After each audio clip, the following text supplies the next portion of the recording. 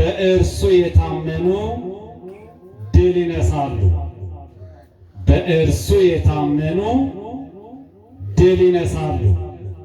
ራእየ ዮሐንስ ምዕራፍ 17 ቁጥር 14 ላይ የትምህርቱ መሰረታዊ ዓላማ ሰማዕታት በእምነት መንግስታትን እንዴት ድል እንደነሱና እንዳሳፈሩ ማሳየት ይሆናል። ይሄ ቃል የተናገረው ወንጌላዊ ዮሐንስ ነው። የት ሆኖ ነው ይህንን መልእክት የጻፈው? በፍጥሞ ደሴት በእስር ላይ እያለ ነው። ይህንን ራእይ የተመለከተውን በዚያ ነው። ቃሉ እንዲህ ነው የሚለው 10 ቀንዶች የነበሩት ሌሎችም ነገስታት ይነሳሉ አለና እነዚህም በጉን ይዋጋሉ ይላል። ነገስታቱ በጉን ይዋጋሉ። በጉ የጌቶች ጌታና የነገስታት ንጉሥ ስለሆነ እነርሱን ድል ይነሳል። ከእርሱም ጋር ያሉ የተጠሩና የተመረጡ የታመኑ ድል ይነሳሉ ይላል። ልብ በሉ ክርስቲያኑ፣ ክብር ይግባውና አምላካችን መድኃኒታችን ኢየሱስ ክርስቶስ ወደዚህ ዓለም መጥቶ በቁስሉ ፈወሰን፣ በደሙ አነጻን። በሞቱ ሕይወትን ከሰጠን በኋላ ሞትን ድል አድርጎ ካሸነፈ በኋላ እነ ጲላጦስን ካሳፈረ በኋላ ከሱ በኋላ ደግሞ የሚነሱ እሱ የጠራቸው የመረጣቸው ደቀ መዛሙርት በእሱ ስም እንዴት ነገስታትን ድል እንደሚነሱ እሱ ባለቤቱ መድኃኒታችን ኢየሱስ ክርስቶስ ተናግሯል። መጀመሪያ እግዚአብሔር አምላክ መጀመሪያ እኛን ይጠራናል። ልብ በሉ ክርስቲያኑ፣ የተጠሩ ነው ያለ ጠሪው እግዚአብሔር ነው። የተመረጡ አለ መራጩ እግዚአብሔር ነው። ይጠራል፣ ይመርጣል። መጽሐፍ ቅዱስ እንዲህ ነው የሚለው፣ ስለዚህ ወንድሞቼ ሆይ መጠራታችሁና መመረጣችሁን ታጸኑ ዘንድ ከፊት ይልቅ ትተጉ ዘንድ እነዚህም ብታደርጉ ከቶ አትሰናከሉም አለ። እግዚአብሔር ይጠራል፣ እግዚአብሔር ይመርጣል። ይህ እግዚአብሔር ስልጣንና ድርሻ። የእኛ ድርሻ ደግሞ ከተጠራንና ከተመረጥን በኋላ በእምነታችን መጽናት፣ በጸሎት መትጋት፣ ለእግዚአብሔር መታመን የእኛ የክርስቲያኖች ድርሻ ነው። የእኛ የክርስቲያኖች ድርሻ ነው። የተጠሩ ብዙዎች፣ የተመረጡ ግን ጥቂቶች ናቸው። ሁሉም ይጠራል፣ ግን ለክብር የሚመረጡ ለአገልግሎት የሚመረጡ ግን የተለዩ ናቸው። እግዚአብሔር የወደደውን ነው። እንዲህ ተብሎ ነው የተጻፈው አንደኛ ቆሮንቶስ ምዕራፍ 1 ቁጥር 26 ላይ ወንድሞች ሆይ መጠራታችሁን ተመልከቱ። እንደ ሰው ጥበበኞች የሆኑ ብዙዎች፣ ኃያላን የሆኑ ብዙዎች፣ ባለሀብቶች የሆኑ ብዙዎች አልተጠሩም። ኃያላን የሆኑ ባለጸጎች የሆኑ ጥበበኞች የሆኑ አዋቂዎች የሆኑን አይደለም እግዚአብሔር የሚጠራው። ደካሞችን ይጠራል፣ ኃይሉን ሊገልጥበት ማለት ኃይሉን ሊገልጥባቸው በእነሱ ላይ አድሮ እግዚአብሔር ክብሩን ሊያሳይ። መጀመሪያ እግዚአብሔር ይጠራል፣ ሁለተኛ ይመርጠናል። ይሄን በደንብ አድርገን እናስተውል። በዛሬው ዕለት እንደ እግዚአብሔር ፍቃድ የምናከብራት ሰማዕት እግዚአብሔር ቀድሞ የጠራት የመረጣት ቅዱስ ጳውሎስ እንዲህ ነው ያለው ሮሜ 8:30 ላይ አስቀድሞ የወሰናቸውን እነዚህን ደግሞ ጠራቸው፣ የጠራቸውን እነዚህን ደግሞ አጸደቃቸው፣ ያጸደቃቸውን እነዚህን ደግሞ አከበራቸው ይላል። ሰማዕቷ ቅድስት አርሴማ ሮማዊ ናት። እናትና አባቷ ቴድሮስና አትናስያ ይባላል። ሕገ እግዚአብሔር ጠብቀው የሚኖሩ ናቸው። ሁለቱም ባልና ሚስቶች እግዚአብሔር ልጅ ስላልነበራቸው በስዕለት ቅድስት አርሴማን ያገኛል። በመንፈሳዊ ሕይወት እየኮተኮቱ አሳደጓት። ልክ ዛሬ እኛ ልጆቻችን ወደ ሰንበት ትምህርት ቤት ልከናቸው በቤተ ክርስቲያን ቁጭ ብለው የእግዚአብሔርን ቃል እንዲማሩ፣ እንዲያውቁ፣ እንዲጸኑ እንደምናደርግ እነሱም እንዲህ ያደረጓት። ለአቅመ ሔዋን ስትደርስ ቤተሰብ ለመዳር አሰበ። ባለጸጎች ናቸው፣ ሁሉም ነገር ያላቸው ናቸው። እሷ ግን እንዲህ አለች፣ እኔ ምድራዊ ሙሽራ አይደለሁም፣ ሰማያዊ ሙሽራ ነች አለ። በመጽሐፍ ቅዱስ ውስጥ የተጻፈውን ቃል አስተውላ ስላነበበች የማርቆስ ወንጌል ምዕራፍ 8 ቁጥር 34 ላይ ሕዝቡንና ደቀ መዛሙርቱን አይቶ ይላል፣ በኋላዬ ሊመጣ የሚወድ ቢኖር ራሱን ይካድ፣ መስቀሉንም ተሸክሞ ይከተለኝ። ነፍሱን ስለ ራሱ የሚያጠፋት አያገኛትም፣ ነፍሱን ስለ ወንጌልና ስለ እኔ ብሎ የሚያጠፋት ያገኛታል። ሰው ዓለሙን ሁሉ ቢነዳ ቢገዛ ለነፍሱ ካልሆነ ምን ይጠቅማል? በዚህ በዝማዊና በኃጢአተኛ መካከል ስለ እኔ የሚመሰክርልኝ እኔም ደግሞ በአባቴ ፊት እመሰክርለታል፣ የሚክደኝ ደግሞ ክደዋል። ይህን የመጽሐፍ ቅዱስን ቃል ካነበበች በኋላ የመጀመሪያው ፍቃደኛ ሆነች እግዚአብሔርን ለመከተል። የዛን ዘመን ዘመነ ሰማዕታት ነው፣ የጨለማው ዘመን ነው። ክርስቲያኖች ሰም በላያቸው ላይ አድርገው ነገሥታት ያቃጠሏቸው ነው። እንደ ሻማ እየቀለጡ እንደ ጧፍ እየነደዱ ያቆዩት ይህች ሃይማኖት ነው። በዘመነ ሰማዕታት አንገታቸው የተቆረጠዋል፣ ሰውነታቸው እንደ በግ ቆዳ የተገፈፈዋል። በዛ በክፉ ዘመን ዲዮቅልጥያኖስ በተነሳበት ዘመን ቤተ ክርስቲያን ይዘጋ፣ ጣዖት ቤት ይከፈት ባለበት ዘመን የተነሳች ሰማዕት ናት ቅድስት አርሴማ። እዛው አካባቢ ሮማ አካባቢ ወዳለው ገዳም ገባችና መነነች። በዛ ስትኖር እግዚአብሔርን እያመለከች እየጾመች እየጸለየች እየተጋች እያለ ዲዮቅልጥያኖስ ሐሳቡ ሰይጣን አንድ ነገር አሰረጸ። ማግባት ፈለገ። በዓለም ላይ ቆንጆ የሆነቿን ሴት ማግባት ፈልጋለሁ። በዛን ሰዓት ፎቶ አልነበረም። ክርስቲያን ሰዓሊዎች ስለነበሩ አንጡልኝ ሲል አንዱ ሰዓሊ ወደ ገዳም ይገባል። ሰማዕቷ ቅድስት አርሴማን ያገኝና ይስላታል። ወስደው ለዲዮቅልጥያኖስ ሲያሳዩት ይቺን ነው ማገባታል። ሄዳችሁ አንጡልኝ ብሎ ሲያዝ ይሄንን በመንፈስ ቅዱስ ተረታለችና ከ27 መነኮሳት ጋር ሆና ወደ አርመንያ ሸሸች ይላል።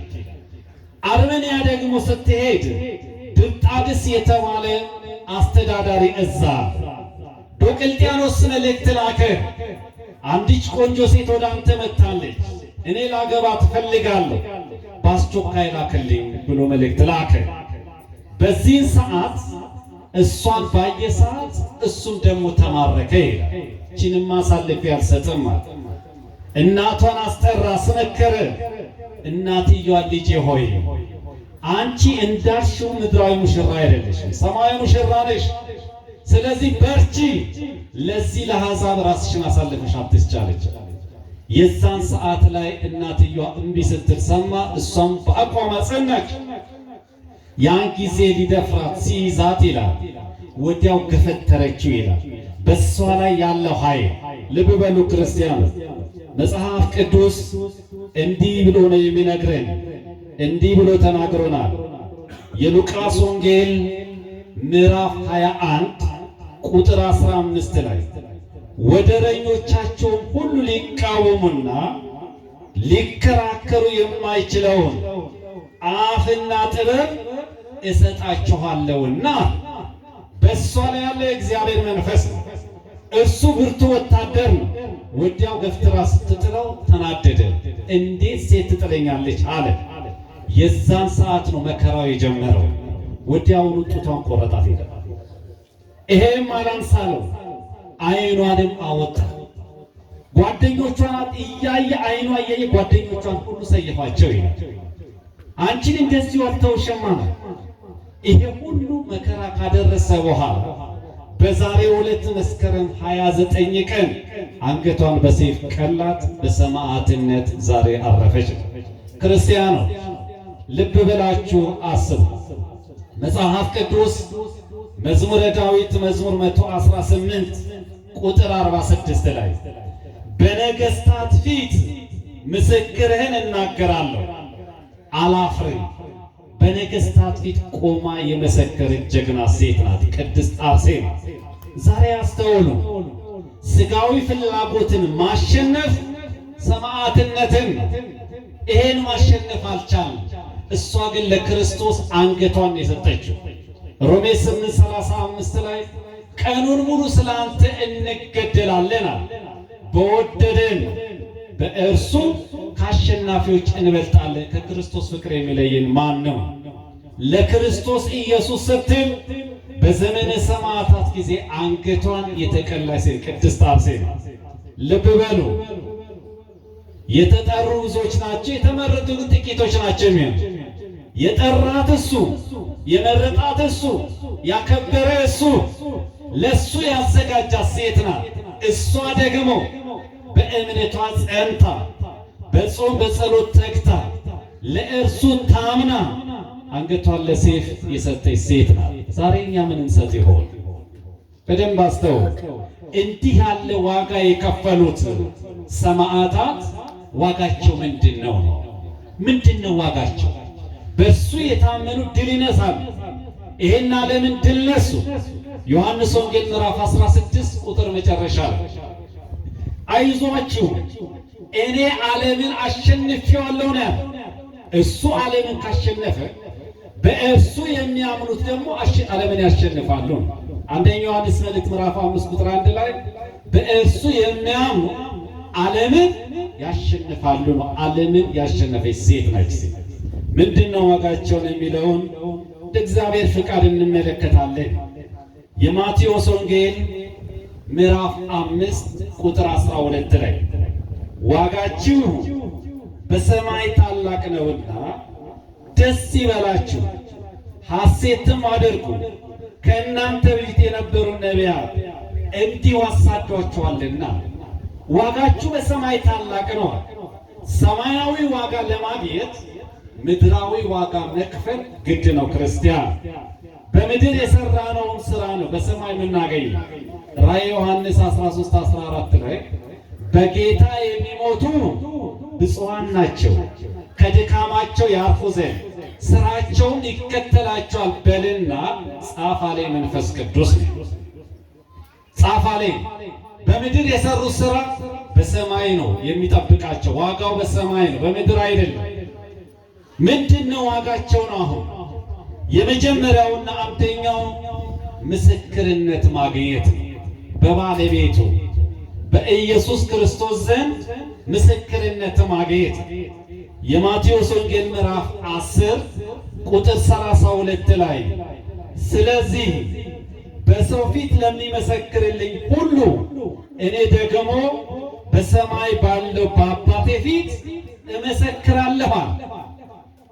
በሰማይ ባለው በአባቴ ፊት እመሰክርለታለሁ። ለኔ ብሎ ዋጋ ከፍሏል፣ ለኔ ብላ ዋጋ ከፍላለች ብሎ መድኃኒታችን ኢየሱስ ክርስቶስ ምስክርነትን ይሰጥላታል። ይሄ መጀመሪያው። ከሰው ምስክርነት ይልቅ የእግዚአብሔር ምስክርነት ይበልጣል። ክርስቲያን ሁለተኛው እንደ ፀሐይ ይበራሉ። እንደ ፀሐይ ነው የሚበሩት። መጽሐፍ ቅዱስ እንዲህ ይላል። ትንቢተ ዳንኤል ምዕራፍ 13 ምዕራፍ 12 ቁጥር 3 ላይ ጥበበኞችም እንደ ሰማይ ጸዳል፣ ብዙዎችም እንደ ጽድ የሚመልሱ እንደ ከዋክብት ለዘላለም ይደምቃሉ። ከዋክብት ሲደምቁ አይቷቸዋል። እንደ ከዋክብት ብቻ መደመቅ አይደለም። የማቴዎስ ወንጌል ምዕራፍ 13 ቁጥር 43 ላይ በዛን ጊዜ ጻድቃን በአባታቸው መንግሥት እንደ ፀሐይ ይበራሉ ይላል። መልካም ስራቸው ነው እንደ ፀሐይ የሚያበራው። በጎ ስራቸው ነው እንደ ፀሐይ የሚያበራው። የማቴዎስ ወንጌል ምዕራፍ 5 ቁጥር 16 ላይ መልካም ስራቸውን አይተው ሰማያዊ አባታቸውን እንዲያመሰግኑ መልካም ስራችሁ በሰው ፊት የበራ ይሁን። መልካም ስራ የሰራች ቅድስት አርሴማ በሰማይ እንደ ፀሐይ ትበራለች፣ እንደ ከዋክብት ትደምቃለች ነው ክርስቲያን። ሌላው ሶስተኛው ሰማያዊ አክሊል ያገኛሉ። ሰማያዊ አክሊል ያገኛሉ። የእግዚአብሔር ሹመት በምድር አይደል፣ ሰማያዊ አክሊል ነው የሚሰጠው። ቅዱስ ጳውሎስ እንዲህ አለ በአንደኛ ቆሮንቶስ ምዕራፍ 9 ቁጥር 25 ላይ የሚታገሉም ሁሉ በነገር ሁሉ ሰውነቱን ይገዛል፣ እነዚያም የሚጠፋውን አክሊል ሊያገኙ ነው፣ እኛ ግን የማይጠፋውን አክሊል ለማግኘት ነው አለ። በምድር ላይ ሯጮች ይሮጣሉ፣ ምድራዊ ክብር ለማግኘት የሚጠፋ ነው። የማይጠፋውን ግን ሰላለማዊ አክሊል ለማግኘት እንሮጣለን አለ ቅዱስ ጳውሎስ። በዚህ አላበቃም። ሁለተኛ ጢሞቴዎስ ምዕራፍ 4 ቁጥር 7 ላይ መልካሙን ገድል ተጋድያለሁ፣ ሩጫውን ጨርሻለሁ፣ ሃይማኖትን ጠብቄአለሁ፣ ወደፊት የጽድቅ አክሊል ተዘጋጅቶልኛል። ይህም ጻድቅ ፈራጅ የሆነ ጌታ ያን ቀን ለእኔ ያስረክባል፣ ደግሞ መገለጡን ለሚወዱ ሁሉ እንጂ ለእኔ ብቻ አይደለም። ሩጫውን ጨርሻለሁ ነው የክርስቶስን ሩጫ። ሃይማኖትን ጠብቄአለሁ ነው፣ ሃይማኖትን ሰጥቶኛል። የጽድቅ አክሊል ተዘጋጅቶልኛል አለ። ያ የጽድቅ አክሊል ያዘጋጀልኛል ጻድቅ ፈራጅ የሆነ ጌታ ነው። ኢየሱስ ክርስቶስ ፈራጅ ነው። ክርስቲያን ሊፈርድ ነው የሚመጣው። አሁንም በአባቱ ቀኝ የተቀመጠው ፈራጅነትን የሚያመለክተው ለኔ ብቻ ሳይሆን መገለጡን ለሚያምኑ ጭምር ነው። ይህ እንድናስተውል ያስፈልጋል። ሰማያዊ አክሊል ይቀበላሉ። ራዕየ ዮሐንስ ምዕራፍ 2 ቁጥር 10 ላይ እስከ ሞት ድረስ የታመንኩህን የሕይወት አክሊልን እሰጥሃለሁ። ሰማያዊ አክሊል ያገኛል። ከሰማዕታት አንዷ ቅድስት አርሴማ ሰማያዊ አክሊል የተቀበለችበት ቀን ነው ዛሬ። አራተኛው የታማኝነት ዋጋ ይሰጣል። በእርሱ የታመኑ ድል ይነሳሉ ብለን የታመኑትን ያህል ዋጋ ይሰጣል። የማቴዎስ ወንጌል ምዕራፍ 25 ላይ ቁጥር 21 ላይ ጌታውም ይላል መልካም አንተ ታማኝና በጎ ባሪያ፣ በጥቂቱ ታምነሃል፣ በብዙ እሾምሃለሁ፣ ወደ ጌታ ደስታ ግባ ይላል። አያችሁ፣ በምድራዊ ነገር የታመነች ቅድስት አርሴማ በሰማያዊ ደግሞ ከፍ ባለ ሹመት እግዚአብሔር ይሾማል። መጽሐፍ ቅዱስ እንዲህ ነው የሚለው ዕብራውያን 11 ቁጥር 6 ላይ ያለ እምነት ደስ ማሰኘት አይቻልም፣ ወደ እግዚአብሔር የሚደርስ እግዚአብሔር እንዳለ ለሚፈልጉትን ዋጋ እንዲሰጥ ያምድ ዘንድ ያስፈልጋል። የታመኑትን ያህል እግዚአብሔር ታማኙ እግዚአብሔር በጥቂቱ ታምኗልና በብዙ ሾመሃለሁ ነው። አምስተኛው ላይ በዙፋኑ ያስቀምጣቸዋል። አያችሁ፣ በዙፋኑ ያስቀምጣል እግዚአብሔር። እንዴት ያለ ቸር፣ እንዴት ያለ አባት ነው ያለ። አባት በምድራዊ ልጁ ደስ ካሰኘው ና ወንበሬ ላይ ተቀመጥ ይላል እኮ። ጌታም በዙፋኑ አስቀምጣለሁ አለ። እንዲህ ነው የሚለው ራዕየ ዮሐንስ ምዕራፍ 3 ቁጥር 21 ላይ እኔ ደግሞ ድል እንደነሳው ከአባቴም ጋር በዙፋን ላይ እንደተቀመጥ ድል ለነሳው ከእኔ ጋር በዙፋኔ ላይ ይቀመጥ ዘንድ እሰጠዋለሁ አለ እግዚአብሔር። እሰጠዋለሁ፣ ክብርን አድለዋለሁ፣ ሹመትን አድለዋለሁ። የእግዚአብሔር ልጆች በእርሱ የታመኑ ድል ይነሳሉ። እግዚአብሔር ይጠራል፣ እግዚአብሔር ይመርጣል። እኛ ደግሞ ለጠራ ለመረጠን እግዚአብሔር በእምነት መጽናት ያስፈልጋል። በጸሎት መትጋት ያስፈልጋል። መታመን ያስፈልጋል። እንደ ቅድስት አርሴማ ቅድስት አርሴማ ሰማዕትነትን በመቀበሏ ያገኘችው ዋጋ ምንድን ነው? የመጀመሪያው ምስክርነት ነው። ሁለተኛ ያገኘችው እንደ ፀሐይ መብራት፣ ሶስተኛው ሰማያዊ አክሊል ማግኘት፣ አራተኛው በታመነችው ልክ ብዙ ሹመትን መሰጠት፣ አምስተኛ ላይ በዙፋኑ ላይ ማስቀመጥ ነው። በክብር ላይ ያስቀምጠናል እግዚአብሔር። ዛሬም ክርስቲያኖች የቅድስት አርሴማን ክብረ በዓል ለማክበር ሁላችንም እዚህ ተሰብስበናል። ለምን ተሰበሰብን? እግዚአብሔር የመረጠውን እግዚአብሔር ያከበረውን ለማክበር ነው። ለምን ተሰበሰብን? እግዚአብሔር በእነሱ ላይ ድንቅ ሥራ ስለሚሰራ ነው። መዝሙር 4 እና መዝሙር 37 ላይ እግዚአብሔር ይላል በቅዱሳኑ ድንቅ ነው አለ። ዛሬ ይኸው በጠበሉ ብዙዎች እየተፈወሱ ብዙዎቻችን እየተፈወስን አይደል? እግዚአብሔር በእነሱ ድንቅ ሥራ ይሰራል። ለምን እናከብራለን? ዋጋው ስለማይጠፋብን ነው። ከነዚህ ከታናናሾች አንዱ እንዳትንቁ። ጻድቁን በጻድቁ ስም የተቀበለ የጻድቁን ዋጋ ያገኛል ካለ በኋላ አይጠፋበትም ነው የሚለው። እናንተን የተቀበለ እኔን ይቀበላል እኮ ነው ያለው። ደቀ መዛሙርቱን የተቀበለ ክርስቶስን ይቀበላል። ሰማዕቷን ቅድስት አርሴማ የተቀበለ ክርስቶስን ይቀበላል። እኔን የተቀበለ የላከኝን ይቀበላል። ነቢይን በነቢይ ስም የተቀበለ የነቢዩን ዋጋ ያገኛል። ጻድቅን በጻድቁ ስም የተቀበለ የጻድቁን ዋጋ ያገኛል። ዋጋውን አይጠፋበትም። ቅድስት አርሴማ ሁላችንን በምልጃዋ ትጠብቀን። ያሰብነውን ሐሳብ ወደ አምላካችን ወደ ፈጣሪያችን ታሳስበልን። የሰማነውን በዝነ ልቦናችን ያሳድርብን። የእግዚአብሔር ቸርነት፣ የድንግል ማርያም አማላጅነት፣ የሰማዕቷ የቅድስት አርሴማ ጸሎት፣ ረድኤት፣ በረከት አይለየን። ወስብሐት